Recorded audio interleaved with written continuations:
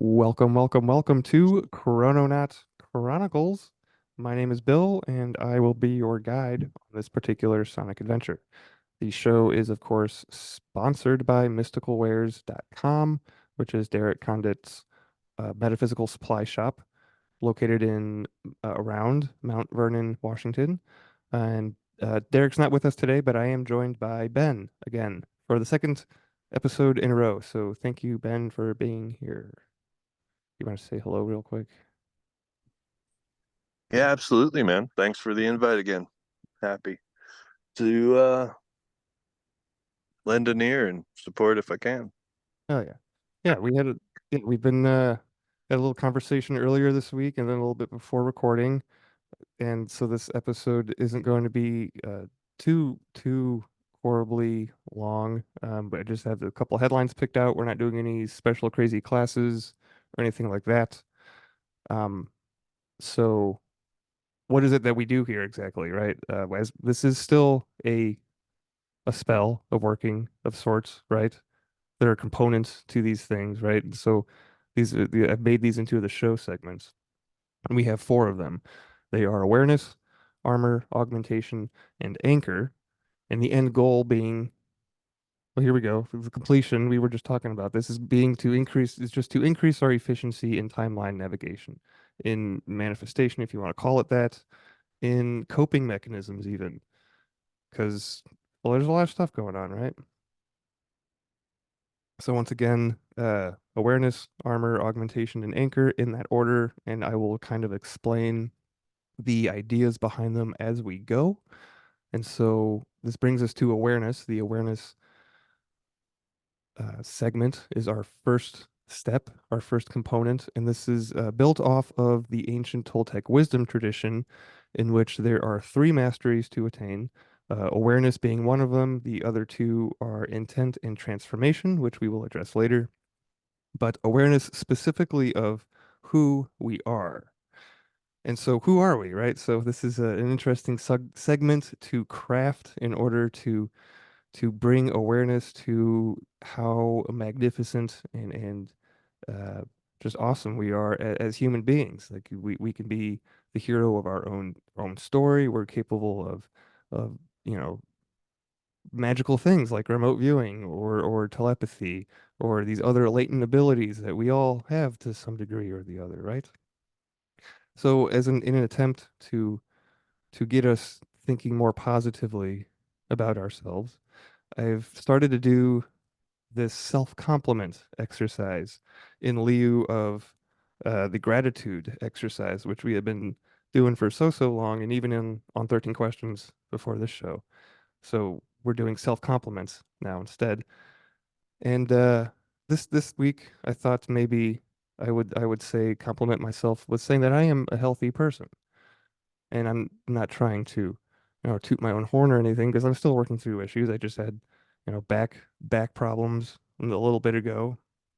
I think I mentioned it on the show, but and we all have our vices or whatnot. But who isn't still working through something, right? But overall, I think that yeah, I'm a healthy person, and not only is this a compliment, right? It can also be an affirmation. So that this idea occurred to me like today or yesterday during just thinking about the show, trying to prep for things. So yeah, that's kind of a an interesting like dual use there in regards to awareness. If you can turn a compliment into an affirmation. So Ben, do you have any thoughts on that, or do you have a compliment for yourself that you want to share? But yeah, I'd like to hear about your ideas about Well, affirmation. I did remember this uh as a new segment for me last week. And I did remember. I I didn't tell you. I didn't tell you this time. yeah, but I was, oh dang, I assumed. Shouldn't have done that. No, But no, no, I no. did think about it today But because it's usually I not tell something people. I often think about. Good. Um so I was gonna say for the past several summers, just to be silly, I have been painting my big toenails purple this year, and because it's flip flop season, right? Which is something I'm grateful for. And yeah, this time I nailed it. So I was gonna compliment myself on that. It's punny. So you didn't get, I don't know, you just get paint on your skin or something usually, and this didn't happen this time. How does that work? Yeah, it was just I was in a good flow state, kind of in the zone, and just yeah, the brush strokes were right on point. Hell yeah. So yeah, this is just a quick little exercise, a short segment to kind of get our mental juices flowing in the right direction, and continuing with the energy flow, we move on to the armor segment. So the second step in this spell, if you will, is about armor. So this segment's name it is armor.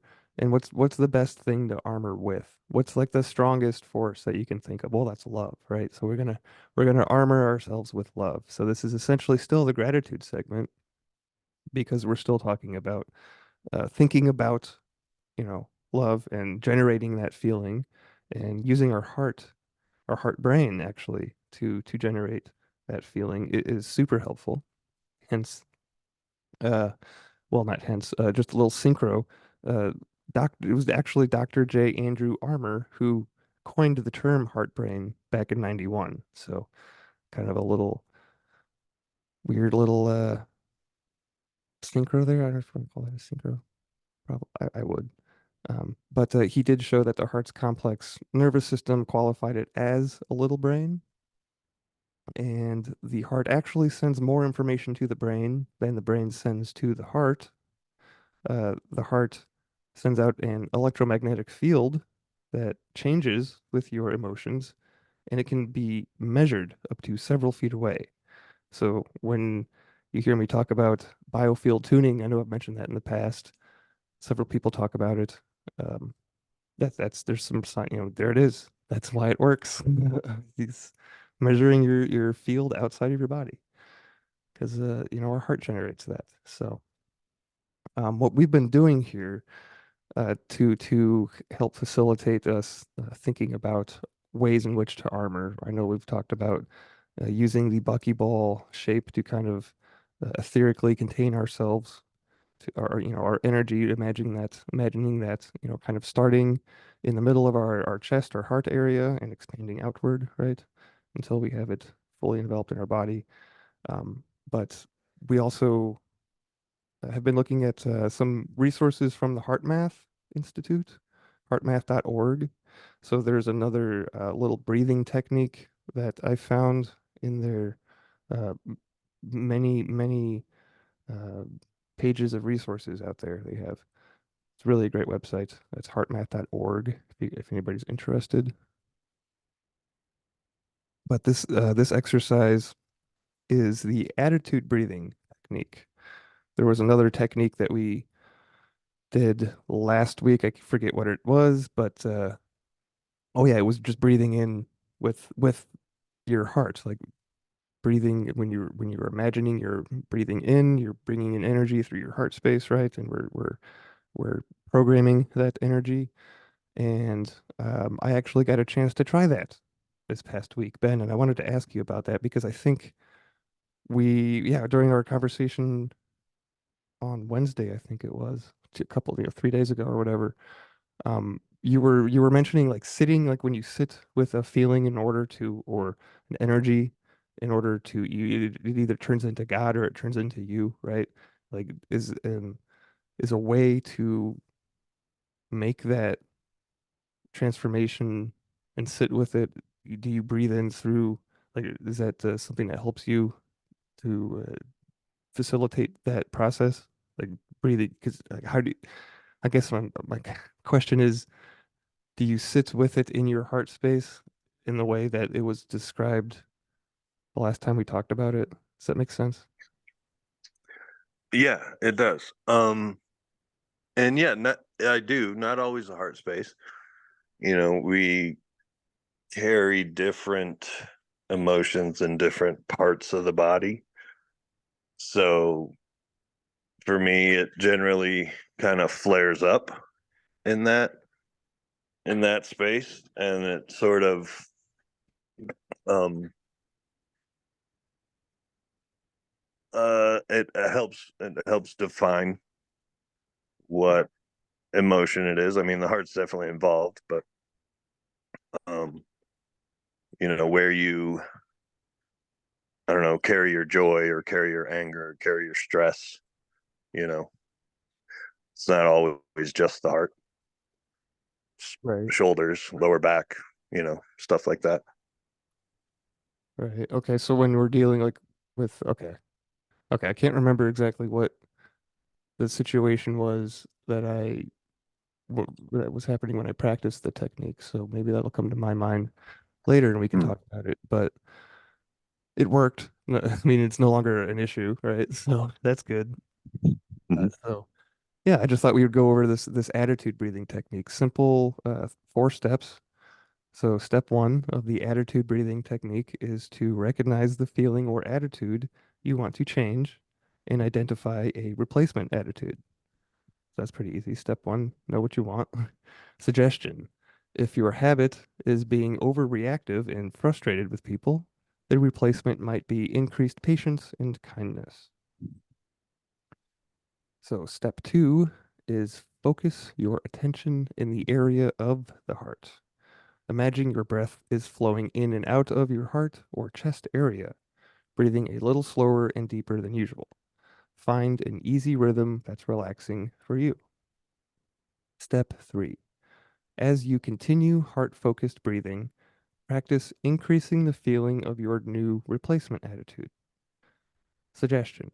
If you can't find a replacement attitude, just breathe a feeling of calm or neutral through your heart area. This often magnetizes feelings that lift our attitudes and perceptions, which is kind of nice to not be able, I mean, I guess maybe it's not a good thing all the time to not be able to think of a replacement attitude, but just being able to default back into peace is good, right? It's reassuring. You don't really have to put too much thought into it. Going back to love, right? Is the strongest force after all. We're talking about armoring, so this brings us to the last step. Step four is just to practice maintaining your new feelings and perceptions as you move through your day-to-day interactions.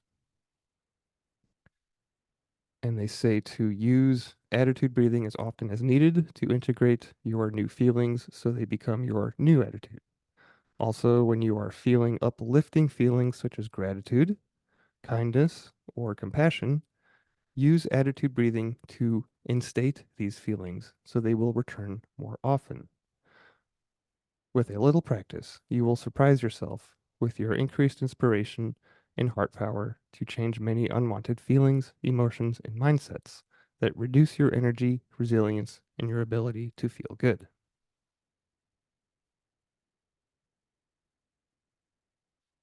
So, that little bit there at the end about instating these feelings while you're in the experience of having them, like the positive ones, right? Like gratitude and kindness. Like that's I actually got to I got to do that the other day when I was just outside walking the dog and was having a good day or whatever, right? And then I realized that hey, I'm at a peak right now.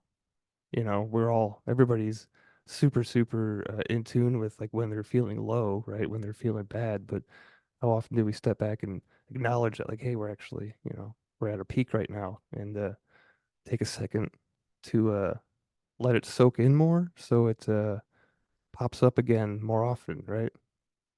So that was pretty cool. Yeah, perfect time for gratitude, right? And acknowledging the wonder that's out in front of you, and that's awesome. Yeah. And I think I don't know, I was probably thinking about prepping for the show when I was out walking the dog because I do that a lot. I don't listen to, podcasts when I'm outside doing stuff usually, especially not with the dog, but yeah, so that's just a little short little exercise on armoring. Step number two, component number two of this spell. These are kind of set up in a way that you could like wake up. You wake up, you become aware, right? And so what's the next thing you want to do? You want to armor yourself. So you can look at these as like a little blueprint if you wanted to. And so these first two are just like short little exercises meant to just present an example, and then the real challenge here is to stretch these into infinity, right? And so this brings us to the augmentation segment of the show. And to augment something is to enlarge or to add to it. So what are we augmenting? We are augmenting our perspective. We're augmenting our knowledge. We're going to learn something here. We're going to uh, augment our power because knowledge is power, right?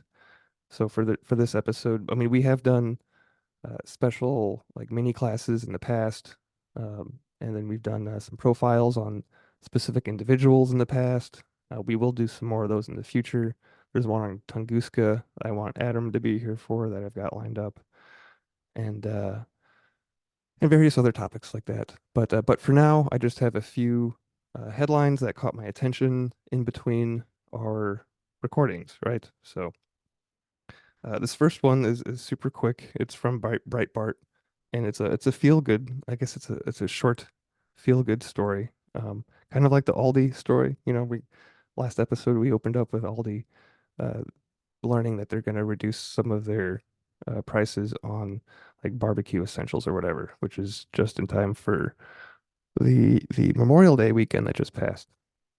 So in the spirit of opening up with semi good news, this is we and I say semi because um, this is a small temporary victory, I believe. But it is there's no deal in the global pandemic treaty that the WHO has been trying to put together. There was a lot of concern about this stealing sovereignty from pretty much everybody. So we can all kind of take a take a breath now for a minute. The pandemic treaty was rejected after 2 years of closed door meetings in Geneva, Switzerland. Um, they didn't specify what caused the logjam, but diplomats have said vast differences remained over sharing information about pathogens that emerge and the sharing of technologies to fight them. So they're fighting over information and technology. And then lastly, uh, one of the co-chairs of the WHO's negotiating board, Precious Matsoso, said that there is still an opportunity to reach an agreement and that efforts would go on despite the inability to reach a deal on Friday. So that's why I called it a temporary victory, right? So little good news. Did you hear anything about that treaty, Ben, in your beingness out there on the middle of the country area? Yeah, no, I'm not too keen on the current events currently, Well, you don't have to worry about this or one. ever, really.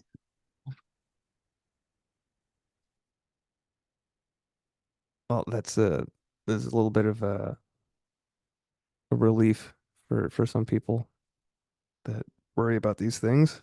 I just thought it was interesting because they're getting some pushback, but they won't say from, exactly what, but we can tell that it's from disagreeing about information and technology.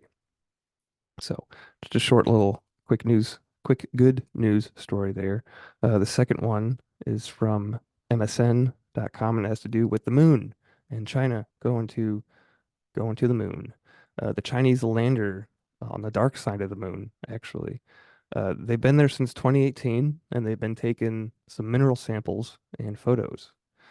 And they just recently published the results in the Journal of Geological Research. It says that it reveals that the top 130 feet of the lunar surface is made up of multiple layers of dust, soil, and broken rocks. Within these hidden layers is a crater Beneath this, five distinct layers of lunar lava were discovered that spread across the landscape billions of years ago. Experts, quote unquote, experts believe that our moon formed 4.51 billion years ago when a Mars-sized object crashed into Earth and broke off a chunk of our planet. It is understood that volcanic activity on the moon died out between a billion and 100 million years ago, which means it is largely considered geologically dead.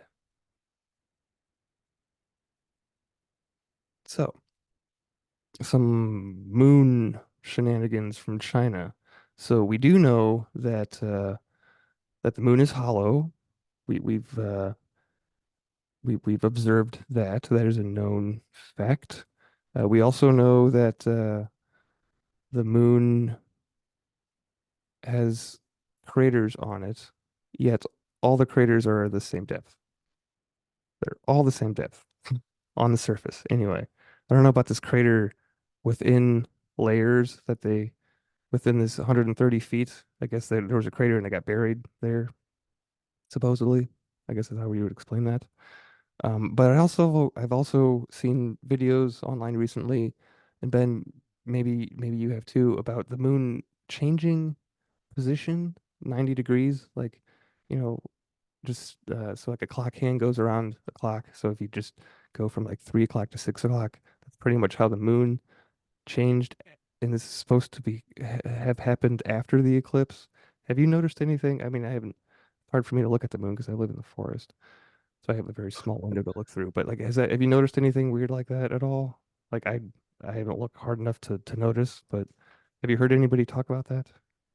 I haven't, but I'm intrigued and will be more observant for sure. Yeah. Yeah, I did come across the fact that Nikon stopped selling their uh, 900 model and like thousand something model cameras.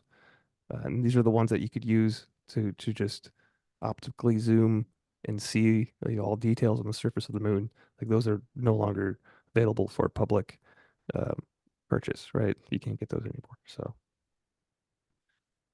interesting. Huh. So continuing with our space motif, this next story comes from Daily Mail. By the way, you can find all of the source links for headlines when we do headlines in the Telegram channel of Chrononaut Chronicles. Link in the show notes. Um, just an easier way to keep where I keep all the sources instead of putting them in the show notes. Uh, so yeah, and maybe because I don't know, I'm lazy. I'm not lazy. I'm healthy, right? Anyway, we're talking about locating stars that may have Dyson spheres around them. Ben, are you familiar with the hypothetical technology that is the Dyson sphere?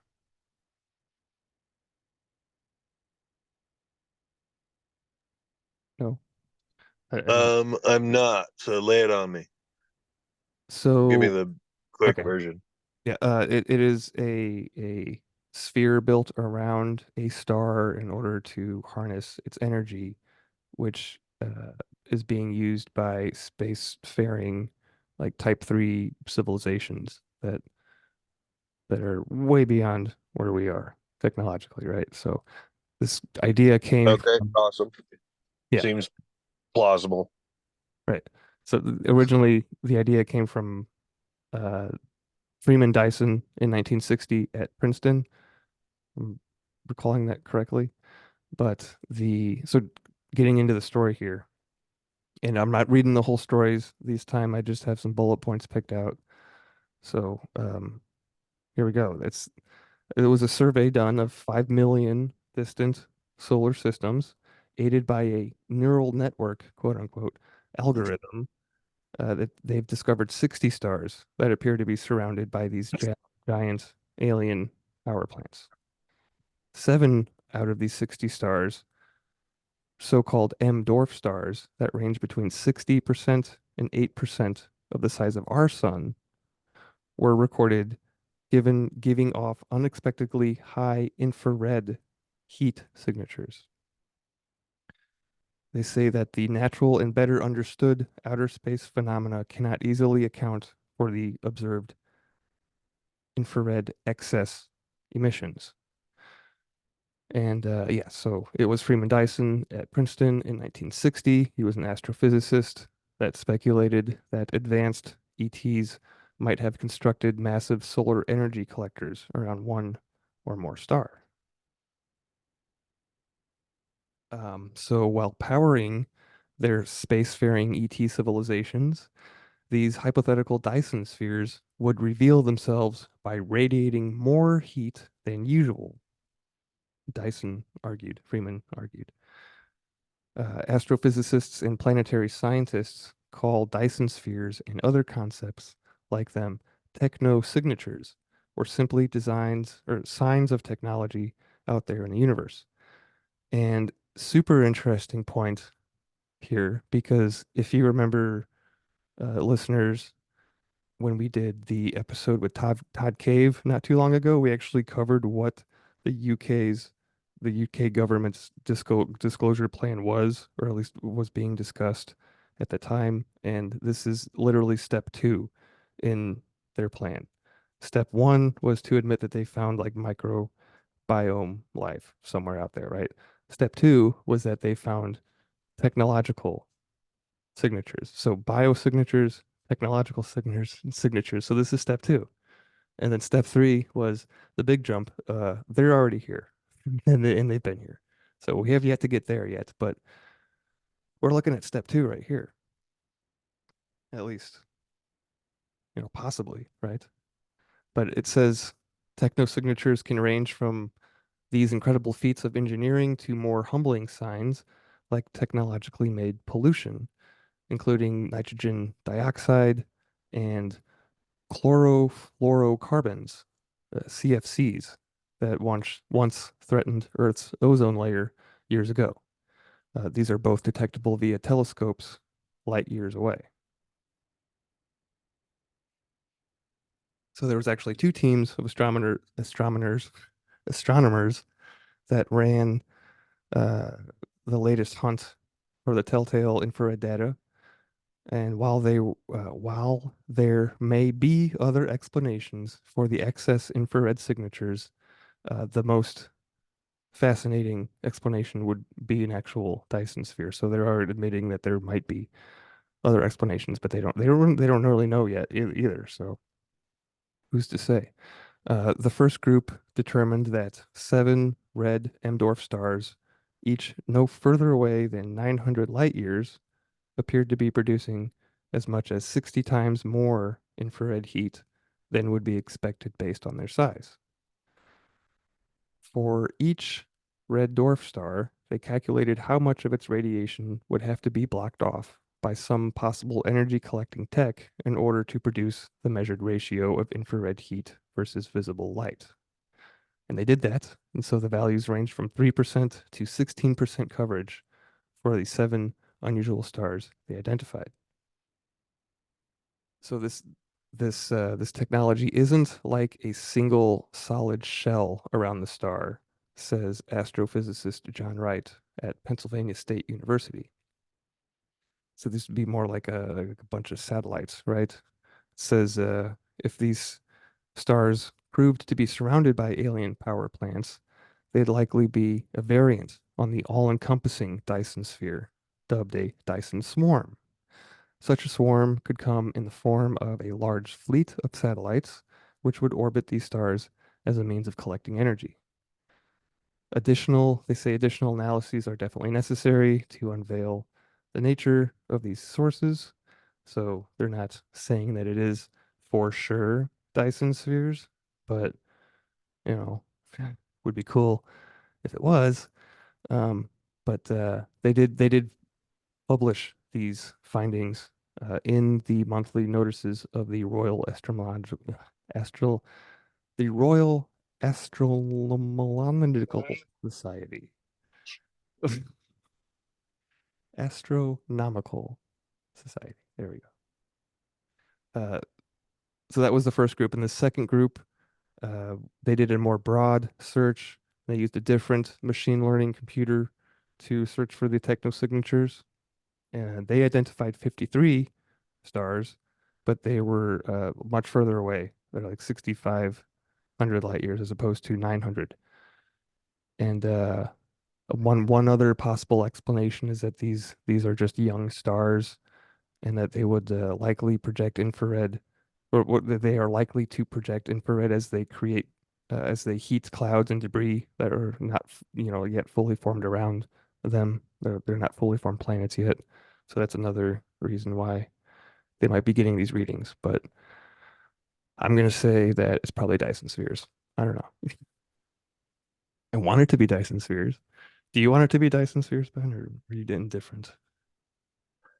Well, I look up at the stars a lot out here. One of the reasons I like it where I'm at is it's a pretty dark sky. And man, there's so many of them. How could there not be a few, you know? Yeah, yeah, exactly. At least 900, right? According to that first group.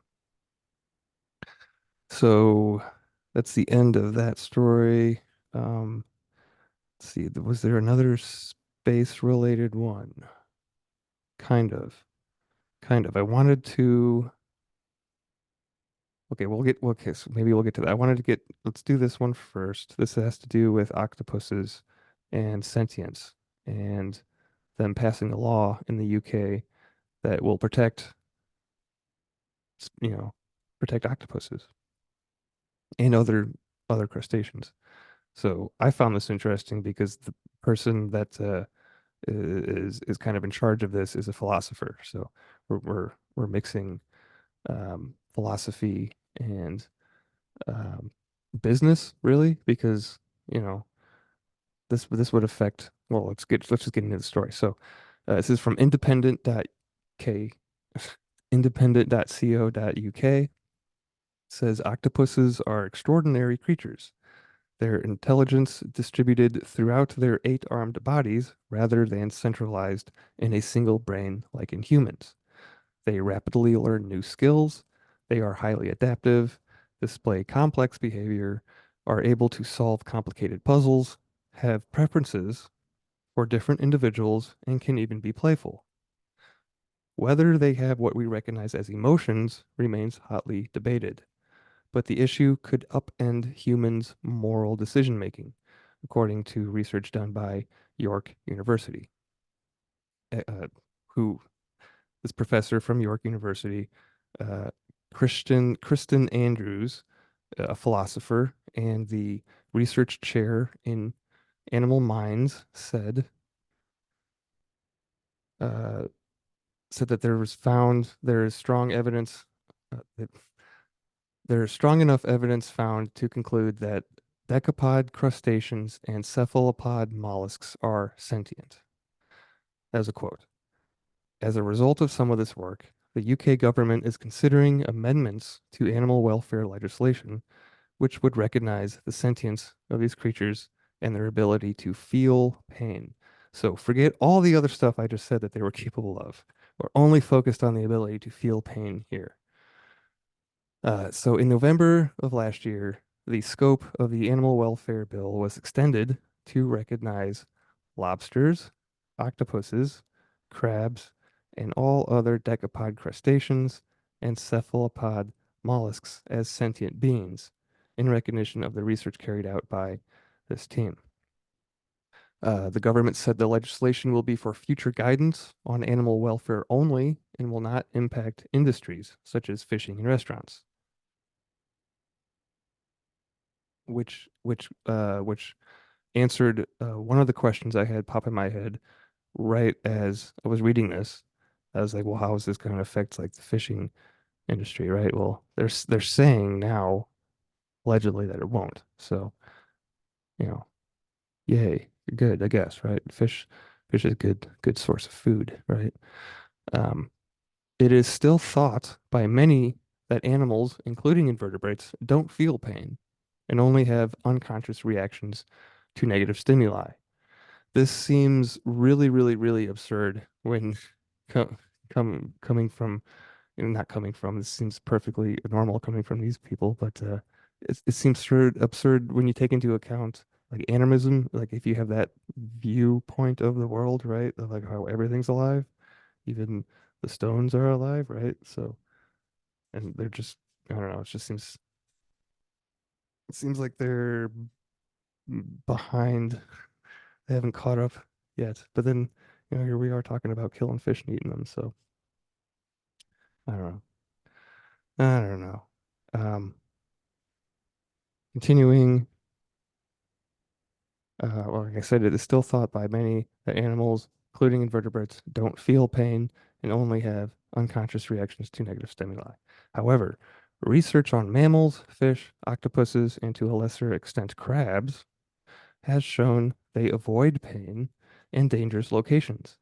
And there are signs of empathy in animals, such as cows. They become distressed when they see their calf is in pain. So Professor Andrews uh, is another quote here. When we're going about our normal lives, we try not to do harm to other beings. So it's really about retaining the way we see the world. How exactly to treat other animals remains an open research question. We don't have sufficient science right now to know exactly what the proper treatment of certain species should be, according to her. To determine that, we need greater cooperation between scientists and ethicists, ethics, ethicists, people who study ethics. Here we go. Um, and she suggested there may be a point when humans can no longer assume that crayfish, shrimp, and other invertebrates don't feel pain and other emotions. If they can no longer be considered if they can no longer be considered immune to felt pain, invertebrate experiences will need to become part of our species' moral landscape. So, Ben, I have a pretty good idea of where you stand. Well, actually, I don't, so I'll ask, but I could venture a guess. Like, how does this make you?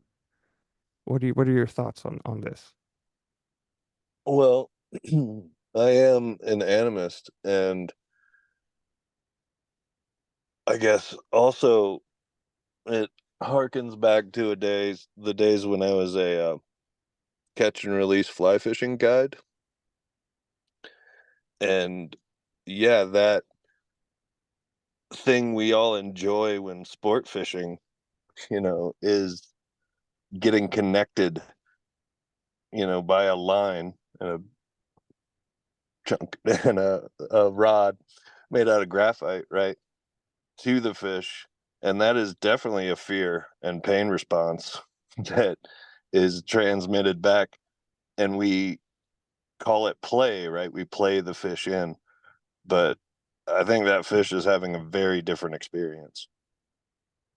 For real? Yeah, yeah. But the fish is a vertebrate though. It has a spine, so we're crossing into our own back into our own kingdom, so to speak, right? Kingdoms within the animal world.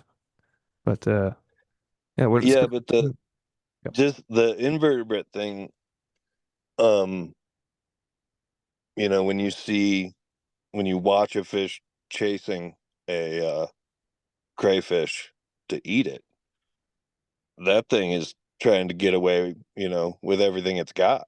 Oh yeah, So yeah, it's definitely um, the flight response in a prey species is avoiding pain and suffering for sure. yeah, yeah. They're still having experiences of you know, if not pain, then at least trying to avoid situations that could cause pain, right? So which tells me, yeah, duh, of course they're sentient, and you know maybe we shouldn't eat them. But you could say that about anything too, which is where, coming back to the whole fish thing, right? Yeah, everything eats something. Right. Good for the UK though. Like, octopuses, like I don't eat octopus. I've had maybe I've tried it once. I didn't like it.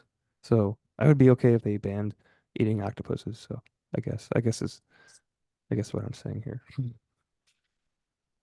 Um, They are delicious. I had it. I had octopus. I think I was in the Dominican Republic, and yeah, maybe it just wasn't cooked correctly or something. I don't know. Would I try it again? Maybe. Maybe if Ben was with me, I would. But uh, switching gears here, kind of a public service announcement. This is from kqed.org. It's a local California news station, but there's another 30 tons of missing explosive chemicals that have gone missing. So ammonium nitrate specifically, and if you have a fairly good, better memory than I do, because Azazel had to remind me of this one. But do you remember when 30 tons of explosive ammonium nitrate was somehow lost during a rail shipment 1 year ago on May 21st, 2023? So it's happened again.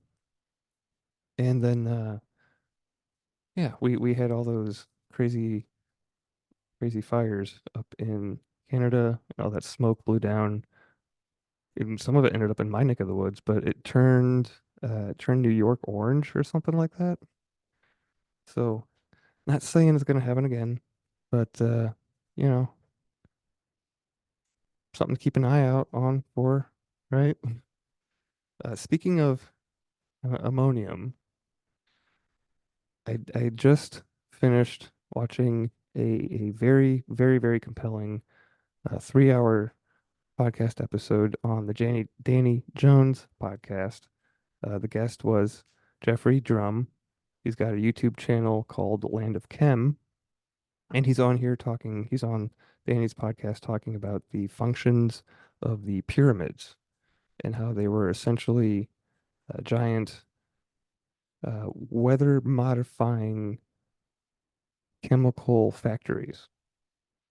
And so just a few short, brief notes I took while listening. The whole weather modification aspect is something that Randall Carlson has talked about before, right? So his theories streams are crossing here, right? So there's a there, but I don't know all the dynamics or whatever. But essentially, uh, the slope of the pyramid is conducive to creating uh, cumulus like lightning clouds that will cause lightning strikes to take place. So they're harnessing electricity from the atmosphere, and they're also using what are called telluric currents in the earth, which are, you know, let call them ley lines. Tesla was aware of these things. They also are conduits of energy.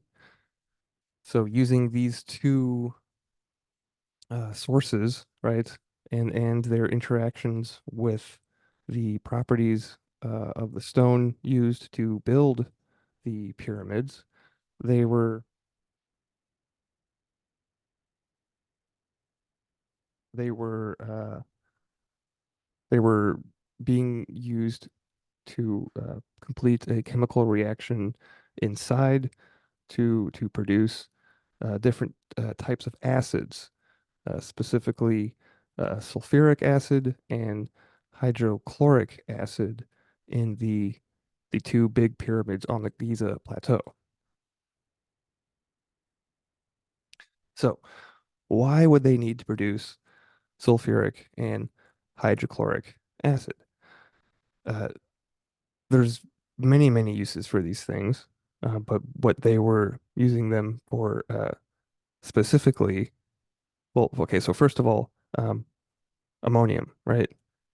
Ammonia, ammonia is used for fertilizer, right? So tying back into the missing ammonium nitrate, it's a component in fertilizer. So in in Jeffrey's exploration of the Red Pyramid, what's called the Red Pyramid in Egypt, the smell of ammonia is super, super strong, right? And it gets stronger and stronger as you pass in through each of the chambers. You get deeper into the pyramid, right? So this and they scraped samples off the walls and got it tested, and it came back that yeah, this is ammonia, and the conventional explanation is that it is caused by bats and bat poop, right? That seems kind of silly to me, especially because uh, bats typically don't poop on walls, really. I think they poop on, I mean, not perfectly, I don't know, flat, square, angular, you know, perpendicular walls, right? If it was slanted maybe, but anyway, I'm getting off track here. We've got telluric currents, lightning. Oh yeah, the acids. So the end product. So the end product of the Great Pyramid was sulfuric acid, and these are used and the one next to the Great Pyramid was hydrochloric acid. Anyway, one of the uses of these acids was for leach mining. So think of Zechariah Sitchin's theory of gold, right? Of Anunnaki trying to mine gold out of the earth. Well, this would be leach mining is a form of mining in which you are uh, removing the material without having to go and physically like dig around the ore, right? So what happens in leach mining is that they where are my notes here? They pour acid onto the deposits of the metals, like the metal ore, right? The acid dissolves out the metals, and then they extract the solution containing all the metals. So this is a way of it's an easier way of mining essentially. And yeah, the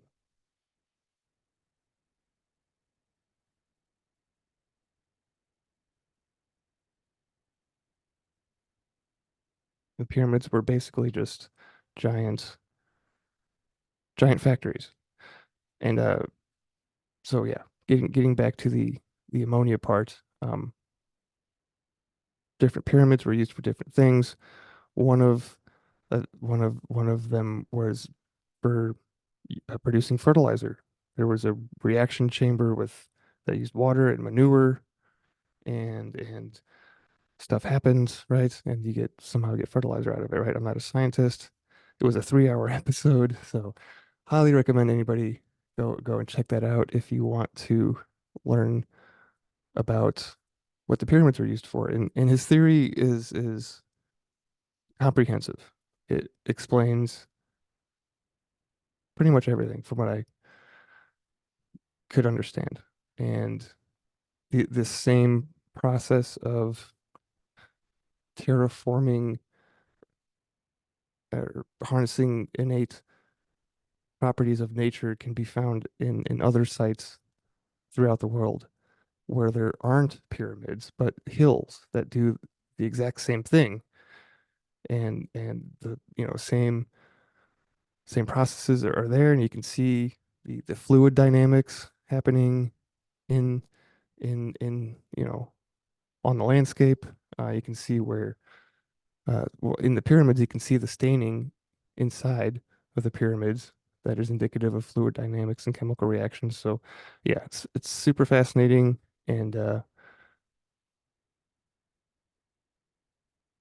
I think maybe the biggest takeaway of this, which is not an admission outright by standard academia, but it is that the Great Pyramid is not a tomb. Didn't we all learn growing up that these pyramids were just fancy burial places? Like, I'm not the only one that learned that, right?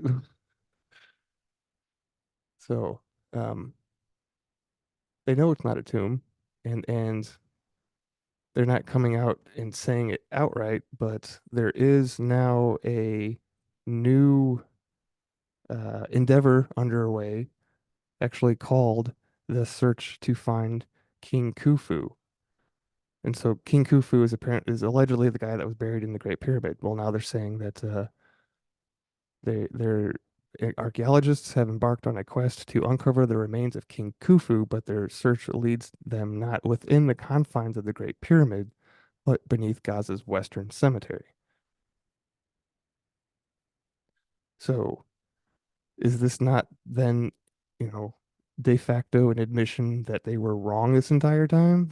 And that's, you know, maybe they weren't doing it maliciously, but can we go back and correct the history books now and say that can we tell our children that these are not tombs? Like, is that a thing now? Is that okay? I don't know. I don't know. What do you think, Ben?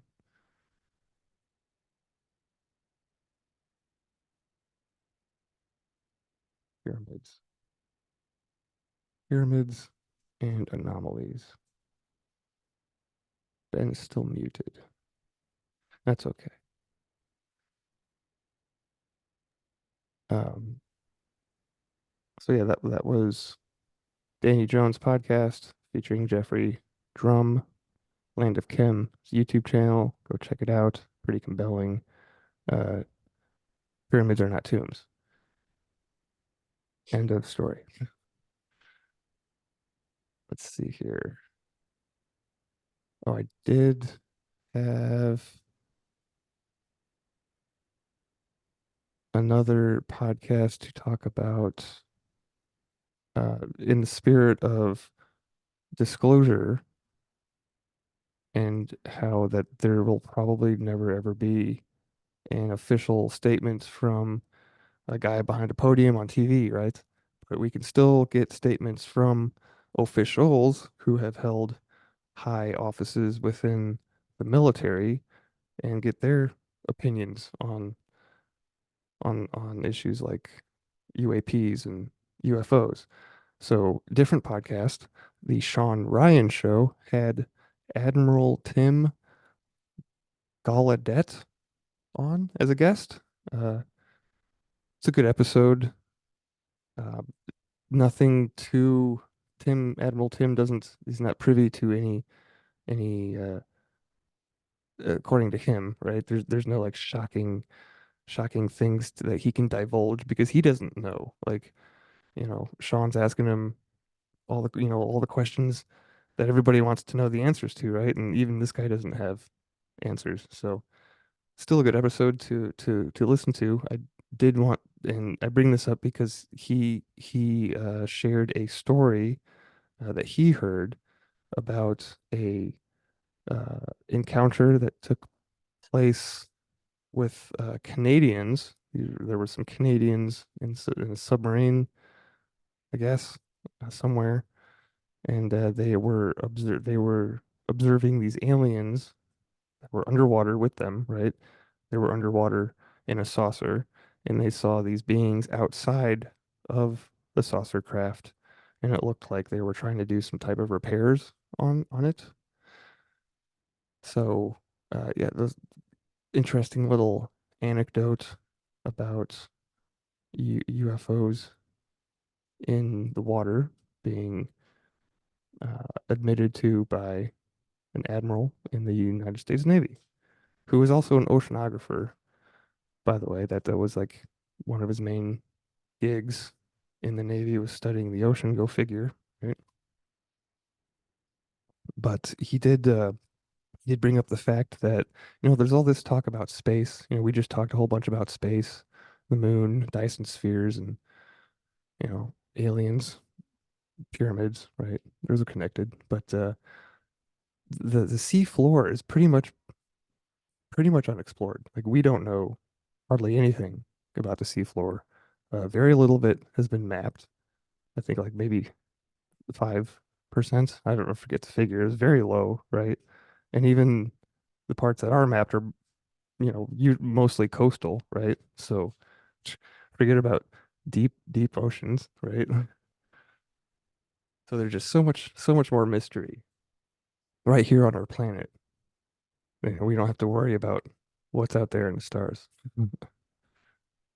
But I did find it interesting and encouraging to see that Admiral Tim is developing a master's degree in UFOs, so ufology program. He didn't say what university it's going to be offered through, but he's that's in the works. So the idea behind this is to help remove the stigma of talking about this topic, um, because he knows that the military hasn't been exactly uh, kind to people who want to come out and talk about these types of things. You know, we can look at stuff like I don't know, Project Blue Book or maybe even Majestic 12 in a way. Um, but Admiral Tim says that, he does believe the public should have a say in how we deal with this issue.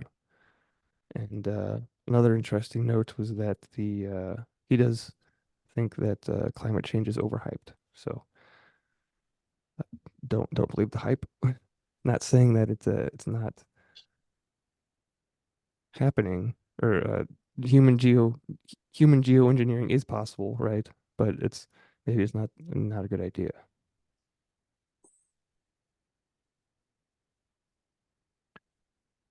So that was I didn't have any clips. Should have pulled out some clips to share.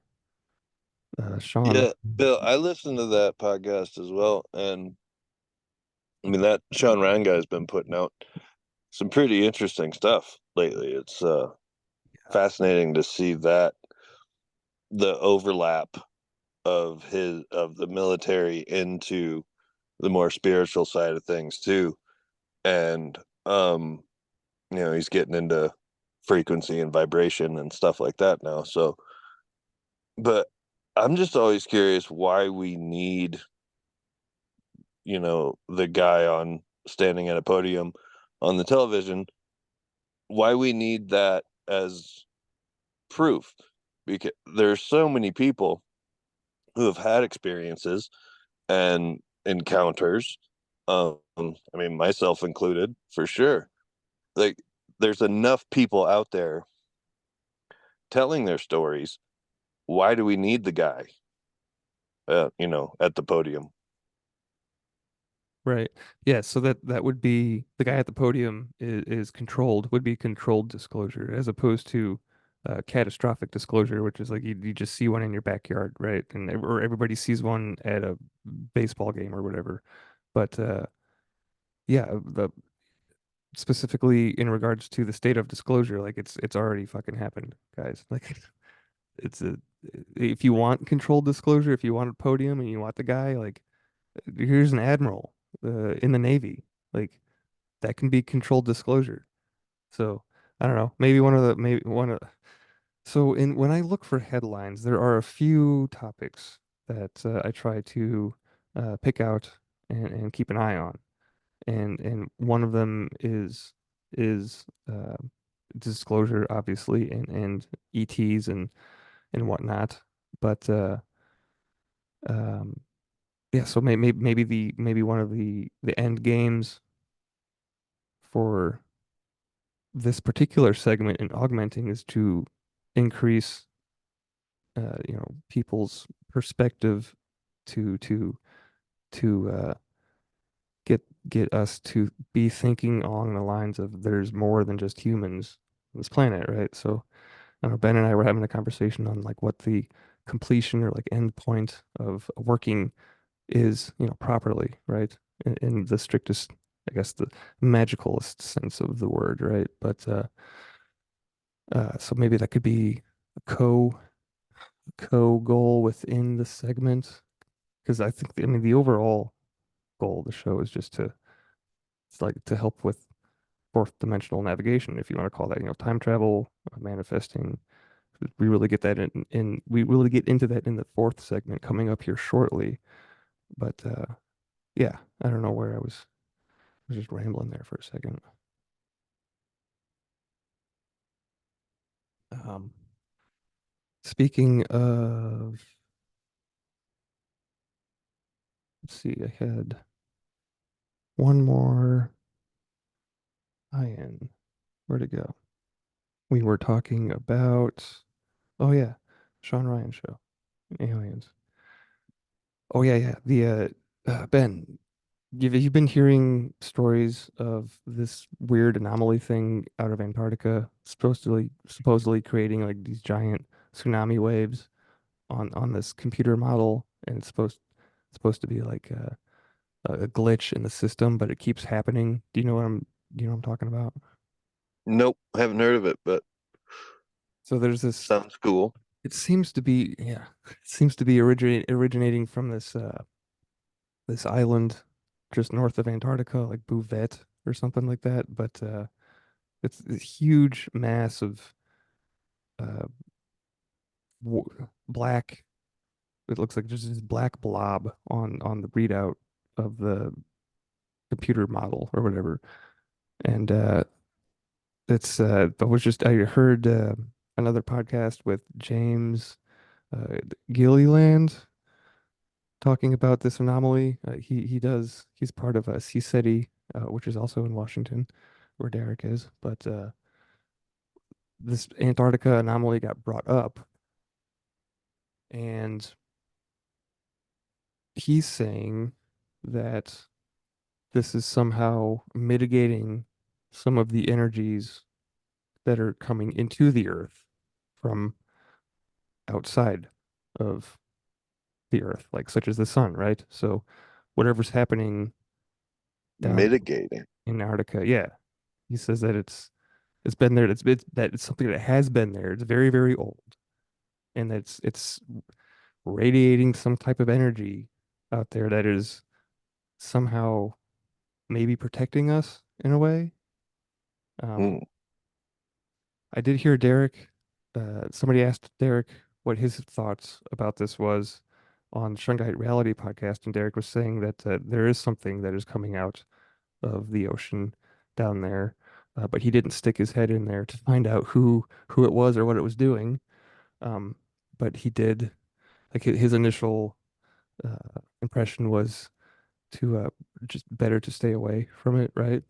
And not go, don't go remote viewing in strange areas, I guess, if you don't, I don't know. Well, if they're saying it's very, very old and it's been operating the whole time, yeah, I wouldn't want to mess around there. Well, yeah, I don't know if it's been operating in the way that we've seen it recently, but whatever company is in charge of this computer model is saying that it's a glitch or whatever, but it keeps, it's happened like 4 or 5 times now in, different days, not set intervals either. So I don't know, just really weird. So not too sure how long we've been recording for. I did want to get through there's 10 concepts from ancient Rome that I found on X. This guy's account is at Old Books Guy, and Ben and I were kind of talking about Latin and ancient languages a little bit for the show. And this is only like it says it's a 3-minute read, so it's super quick. But these are concepts from ancient Rome, and since they're kind of philosophical, and I like to think about stuff like that. So I thought I'd share it with you guys. And this guy has a book out too. So yeah, at Old Books Guy, go check out his work if this tickles your fancy. But there's just 10 super short concepts. And the first one is another razor. So I know Ben was here for this. We've talked on the show. We've talked about Hanlon's razor and Occam's razor, but this is Tacitus's the Tacitus razor. Have you heard of Tacitus razor? Tacitus Tacitus razor. No, this is a new one. Yeah, but it's not though, because we've heard this before. It is if you want to know who controls you, see who you're not allowed to criticize. This is how comedians accidentally reveal a society's hierarchy. They call everyone naked and soon discover who the king is. So yeah, I didn't know that had a name, but we've all heard I mean, Yeah. have you heard the who to find out who controls you, who see who's in charge, like start criticizing people and whoever you get in trouble for criticizing is the person that's in charge, right? Have you heard that concept before?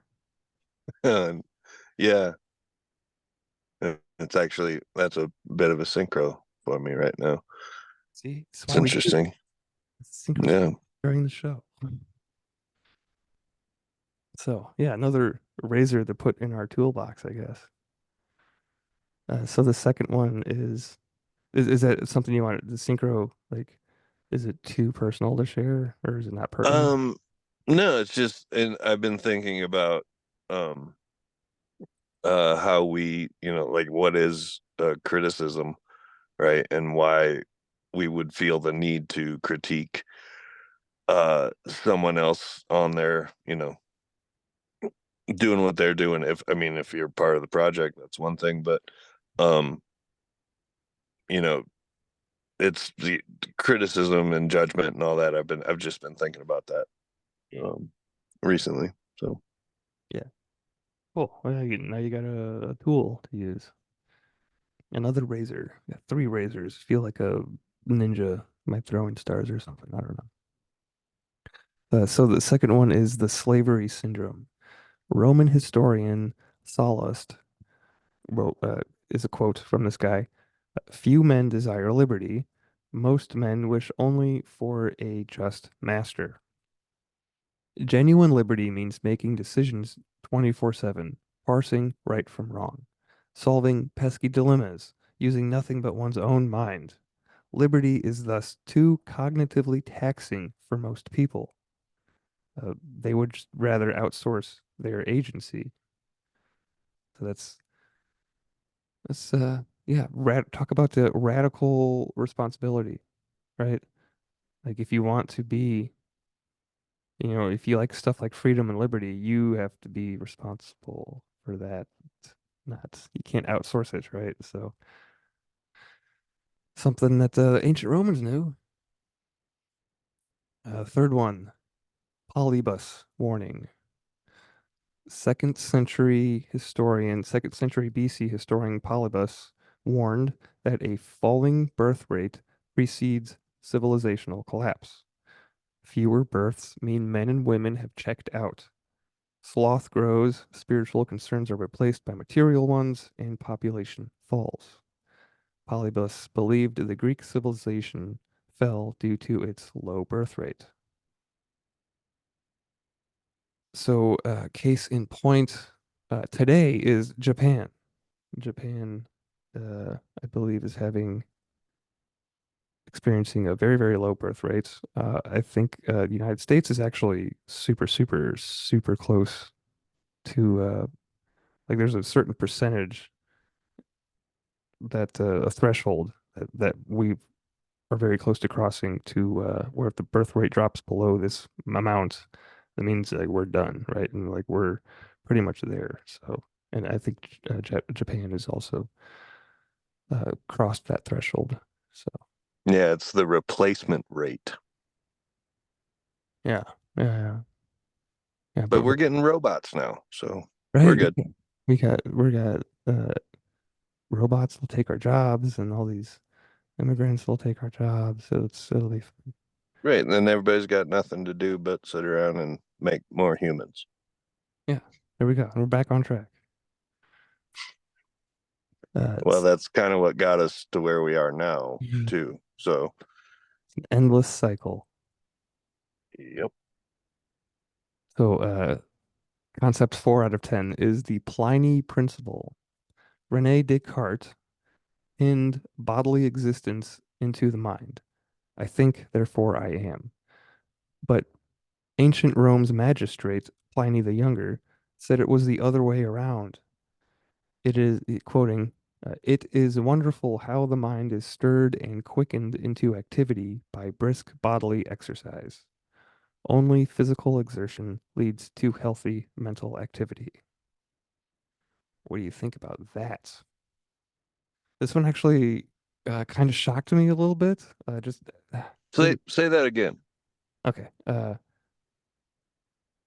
So Rene Descartes said the whole the I think therefore I am, but Pliny said it was the other way around, that only physical exertion leads to a healthy mental activity because it is wonderful how the mind is stirred and quickened into activity by brisk bodily exercise. So Rene is putting the thinking before the being. Hmm. Pliny the Younger is putting the being before the thinking. And he's saying that Hmm. the being, like engaging activity, like with your body, right, will help with your mind. Yes, and so will sitting still, right? In being, if you're doing something, you're engaged in activity. Are you just being?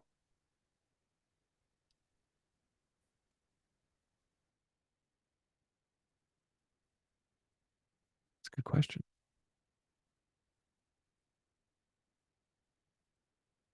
I do think that maybe this is juxtaposed into, well, I don't know. What came to my mind was like this whole you can be fat and healthy trend going around. Like that's, Pliny wouldn't agree with that anyway. Concept number five. It's putting a lot on the meat suit, right? It is. Yeah. And in the stillness is when you can, recognize the more of it all. Yeah. Yeah. The whole be still, know that I am God thing. There's something to say with that too. Absolutely. So we're halfway through the list. Number five is the uses of folly. Roman historian Herodotus, quote, if a man insisted always on being serious and never allowed himself a bit of fun and relaxation, he would go mad.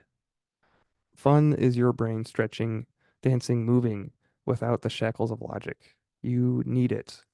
Lesson, combine monumental sincerity with some trolling.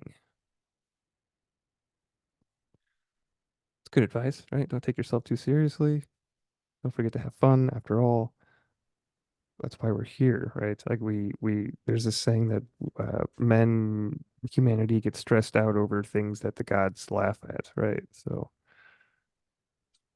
Yeah, and I mean, there's creation in play, right? So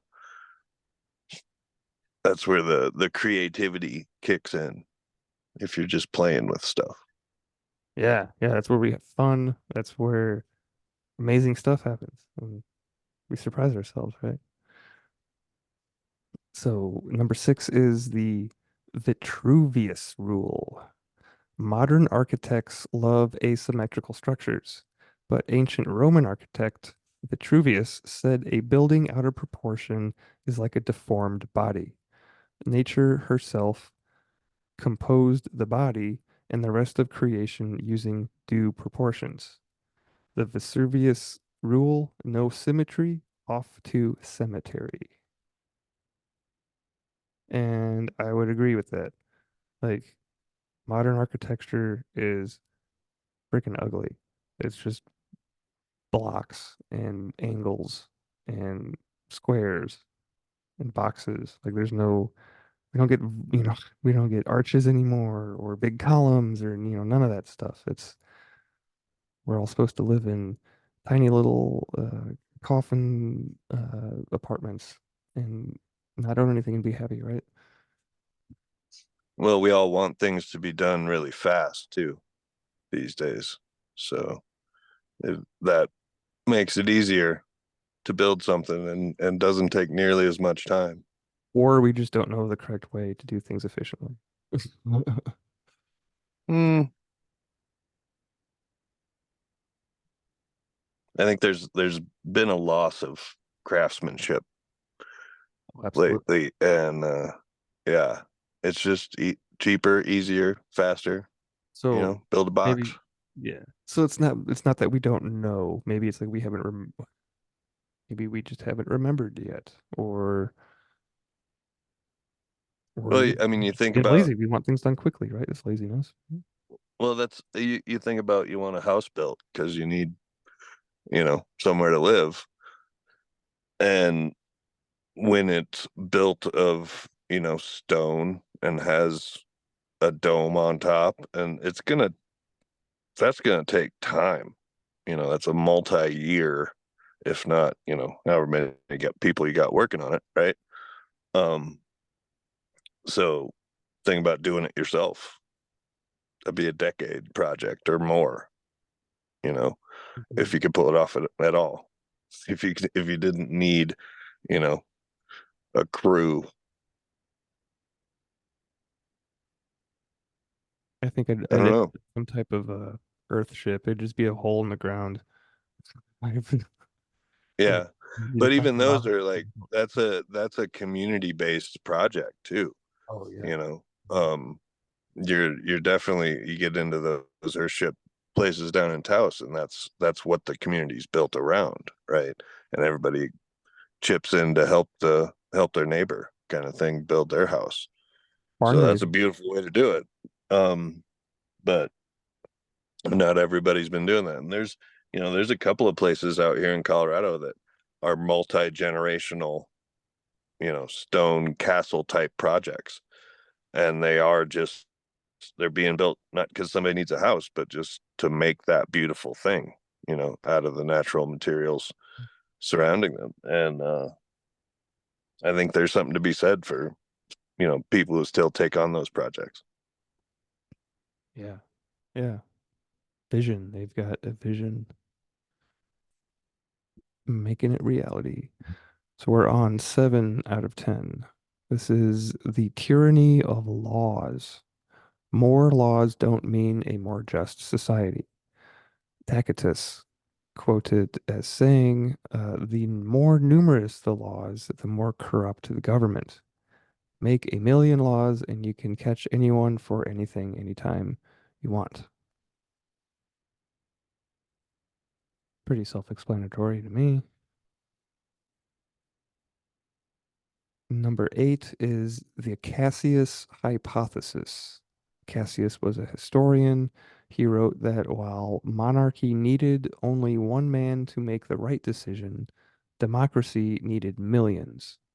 Which one is more likely to succeed? No wonder, Cassius wrote, that successes have always been greater and more frequent under kings than under popular rule. This is a very interesting point, and one that kind of I've never thought about that before, right? And it kind of flies in the face of the whole yay democracy thing, right? But yeah, yeah, makes sense. Makes sense. Number 9 is the Livy effect, Livy. It's another historian. He lived through the Roman Civil War and discovered the butterfly effect 2,000 years before the chaos theorists. He says, quote, events of great consequence often spring from trifling circumstances, end quote.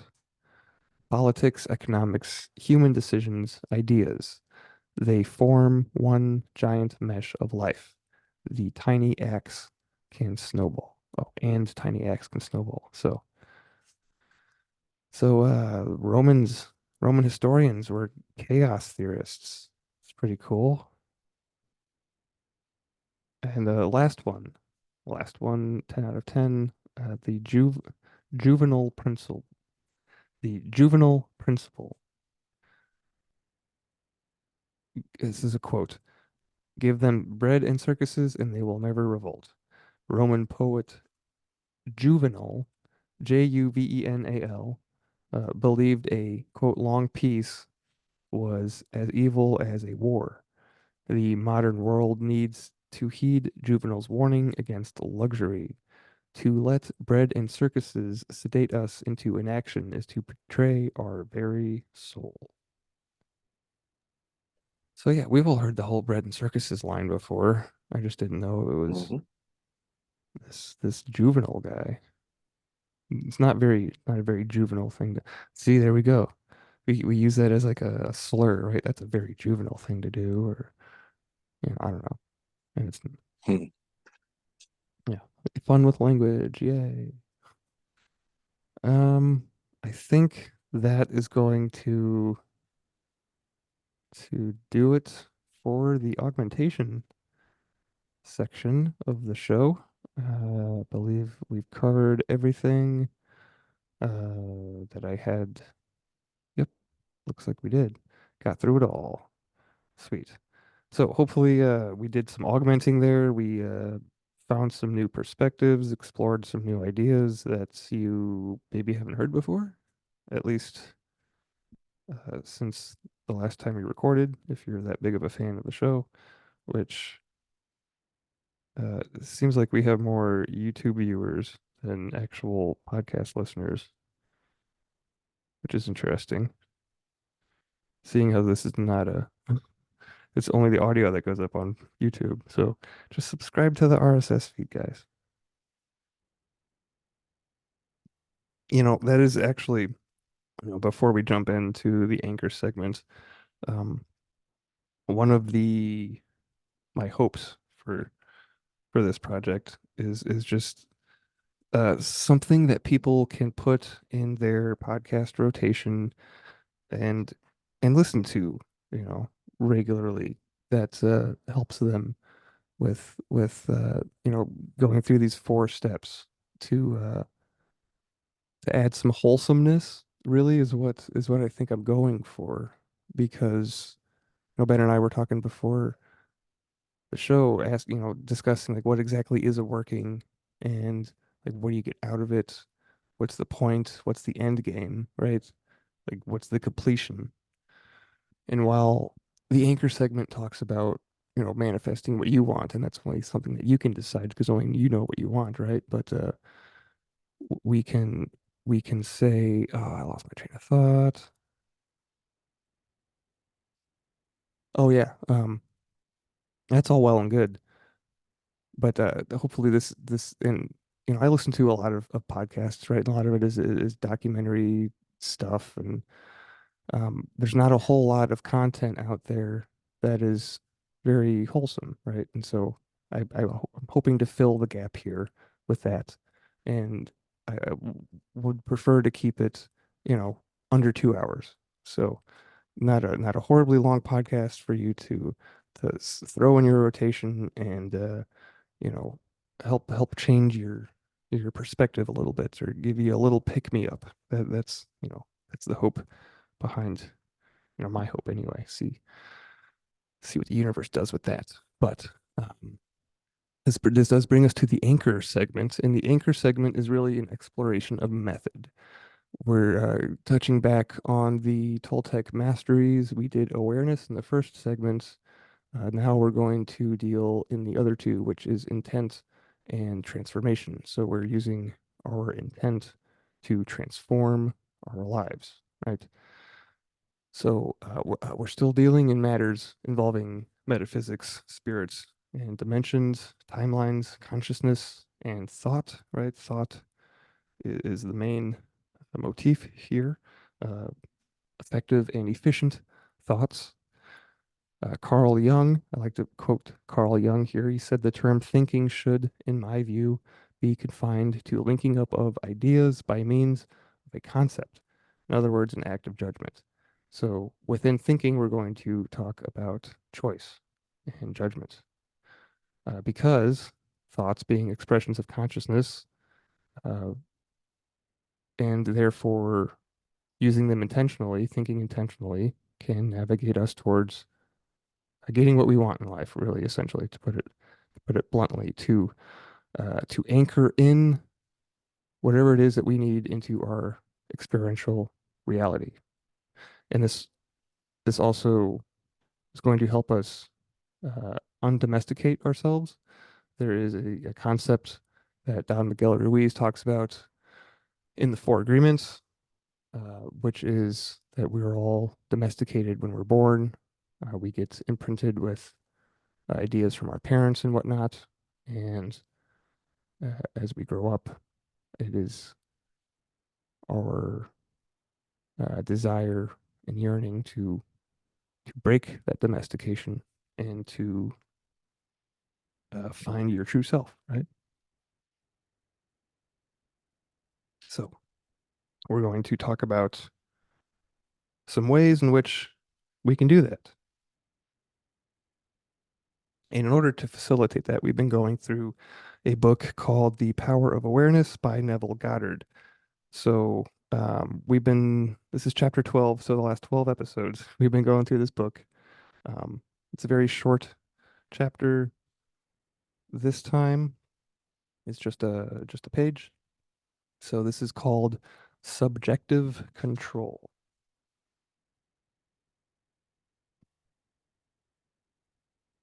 It says your imagination is able to do all that you ask in proportion to the degree of your attention.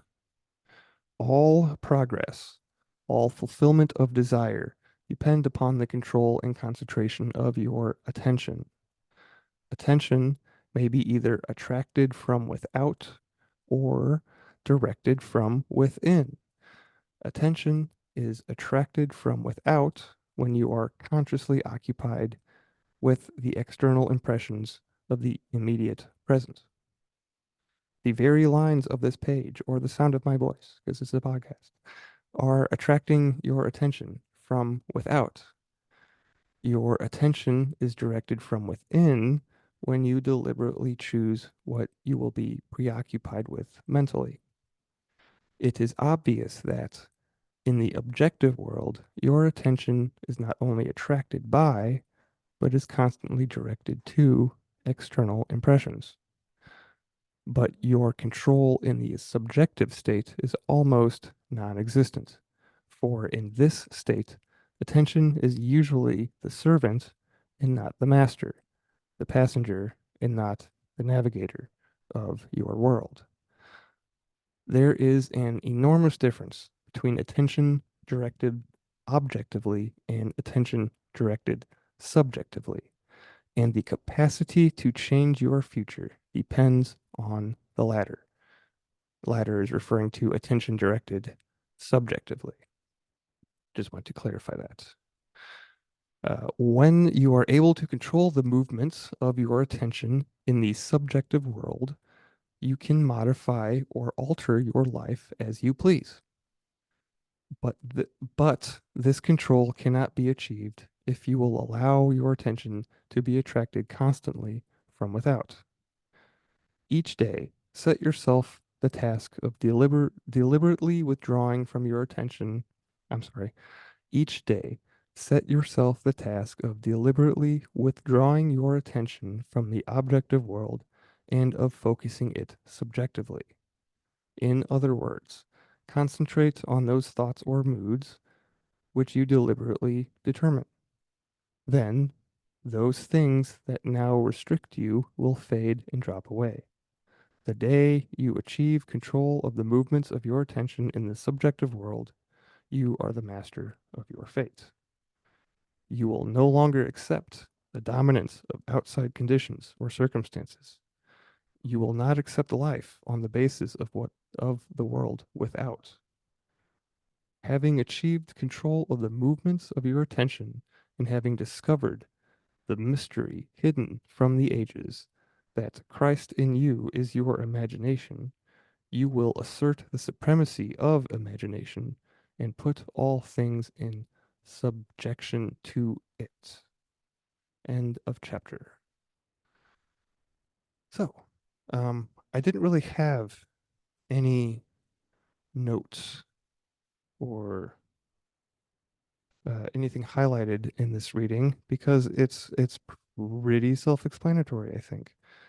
He's just encouraging us to meditate, but not just meditating to calm the mind or whatever, but meditate and deliberately think about, where we want to be, what we want to be, you name it, like, it's whatever you want, right? So yeah, pretty, and then he makes the distinction of um, how our attention is drawn, right? It can be drawn from without, like the world getting distracted, right? Or we can direct it from within. Um, a note on distraction. I'm done with the the reading here, but Ben, first of all, before I move on, did you have any impressions or thoughts about the reading specifically? Then I wanted to ask you another question. Well, it brings the whole podcast, back around nicely. And, with uh using meditation, um, like you said, not just to calm your mind, but having it become, you know, such a part of, that practice being such a part of your daily life that it becomes the default setting and allows you to breathe into those moments and anchor those um higher thoughts in, so you're not just reacting. You can take a breath and respond. um and yeah, mastering your thoughts in those moments and not getting distracted with the bread and circus, um really bringing it the level down as far as the heightened emotions back to that peaceful setting so you can move forward more gracefully. Yeah, yeah, I like it. yeah, you're right. I mean, I didn't even think about that, but it ties right back into the attitude breathing technique that we talked about in the armor segment, you know, using that technique to anchor in that feeling. So yeah, good stuff. Not planned. It just happens, guys. This is part of the fun of doing the show, right? Like I prepare stuff, right? But then and there's some connections I make beforehand and whatnot, but a lot of it's just done when we're recording. And that's why I keep doing it because it makes it fun for me. But my second question was, so when our attention is directed from without, right? We can call that a distraction, right? Uh, however, I was thinking maybe we could, I like playing with language and switching words around and whatnot. So instead of a distraction, instead of calling something a distraction, maybe we could call it a side quest. How does that How does that make you feel, Ben? Because I know like there's this main quest that we're all on, right? But then there's like all these little side quests, and this just makes me think of like games like RPG games like Skyrim or something. Like it's a distraction, but it's a side quest. It's not. I don't know. What do I you don't think? know if a side quest should be a distraction. It is adding to the overall experience. Um, and certainly if you're practicing your awareness, you're going to learn a few lessons along the way, that can then apply, you know, when you get back on your main road. But yeah, I see the distraction as more of, you know like being critical of the situation, and only, um certainly by paying attention to, all of the modern pop culture zeitgeist kind of stuff that can distract away from the awareness and presence of your daily life, right? And that's where you actually find the solutions and ways to move forward with things, is in that, in your day to day, not being distracted with what's happening, um you know not necessarily down the street, but, you know if there's a lot of distraction in things you can't control, right? So, and as long as you're thinking about all those things instead of what you can, then that's where I think you're not veering off path, but you're not moving forward on the path anymore. You're, over on the couch. Right. Yeah. So maybe a distraction would be better defined as something that gets you stuck and you're not able to learn anything out of it, right? Because like you were saying, like side quests, you still get something out of a side quest, right? It's not, you didn't beat the game, but maybe you got like a cool piece of armor or whatever, right? But so yeah, I don't know. Maybe distraction being our attention having our attention drawn from without isn't necessarily always a bad thing, but it can be if we get hooked on it and obsessed with it, and it affects us in a negative way, and we don't learn from it, right? So, which would not Well, and be, maybe which would maybe not the be a side quest is the opportunity to lay the armor down, right? And get more vulnerable and real with a situation too. So, right, or yeah, like you learn not to use your one aspect, and so you get talent points attributed somewhere else in another area that you're not as strong in, or something like that. I don't know, my mind and video game analogies. I'm Sorry. not I'm not hip to the video game lingo, but I mean I'm picking up what you're putting down. So, Well, actually, it's a lot of I think what's coming through is this D&D energy. I've been playing D&D with a group of guys over the internet on Fridays, and we're actually about to release it as a podcast series of episodes. Derek's actually sponsoring it, so that'll be coming up on the little network that Derek's been putting together soon. So keep an eye out for that. Um, I'll I guess be interested to see how that reflects back into your reality as well. oh boy. Well, I had to switch characters halfway through because my one got taken out. Well, he didn't die, but you'll yeah, this should be interesting. It'll be interesting. You'll see if you can stand to listen to the episodes. But yeah, something to look forward to in the future. But speaking of this episode, I hope that everybody, I know me, myself, and I had a good time. Hope Ben had a good time. Think he did. And listener, I think maybe I'm hoping that this is wholesome for you in some way, maybe a little bit of a refresher from something you normally listen to. As we worked our way through the four segments of awareness, armor, augmentation, and anchor. Still getting used to saying all those since switching them over. Doesn't help they all start with A either, so I just made a tongue twister for myself, but it's fun. I'll get it down. Um, please sign up for free Scalar's Energy Session Fridays if you are interested in exploring scalar energy healing.